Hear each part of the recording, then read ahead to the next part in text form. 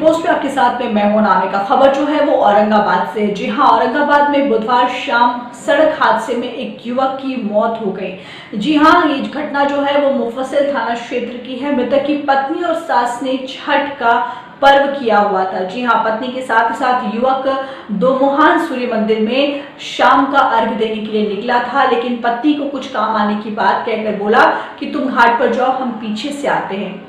घाट पहुंचने से पहले ही उसकी स्कूटी को NH2 पर मंजूराही मोड़ के पास ट्रक ने टक्कर मार दी। इससे उसकी मौत हो गई। हादसे के बाद मृतक की पत्नी का रो रो कर बुरा हाल था। मृतक की पहचान माली थाना क्षेत्र के नवाडी गांव निवासी अवधेश सिंह के पुत्र सुनील सिंह, जो कि 35 साल के थे, उसके रूप में हुई है। वो नगर थाना के क्षत्रिय नगर में पिछले 5 साल से रहता था।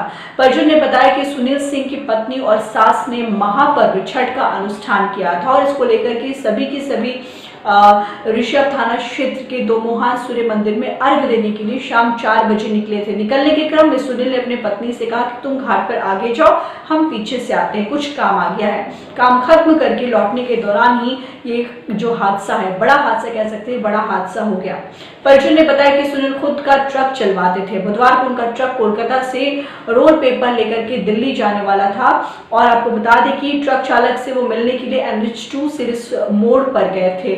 उसी से मिलकर के लौटने के दौरान मंजूराही मोड़ के पास में उनकी स्कूटी में किसी अन्य ट्रक ने टक्कर मार दी और इन सब में सबसे अनजान पत्नी हिमा सिंह अपने परिवार की सुख समृद्धि के लिए छठी मैया से आराधना कर रही थी और ये भी सोच रही थी कि पीछे से उनके पति कभी ना कभी पहुंचने वाले हैं। मृतक के भाई ने बताया कि छठ पर्व करने के लिए सुनील सिंह की सास भी उनके घर आई थी। जब देर शाम तक सुनील घाट पर नहीं पहुंचे तो परिजनों ने फोन से संपर्क करने का प्रयास किया, फोन भी स्विच ऑफ मिला।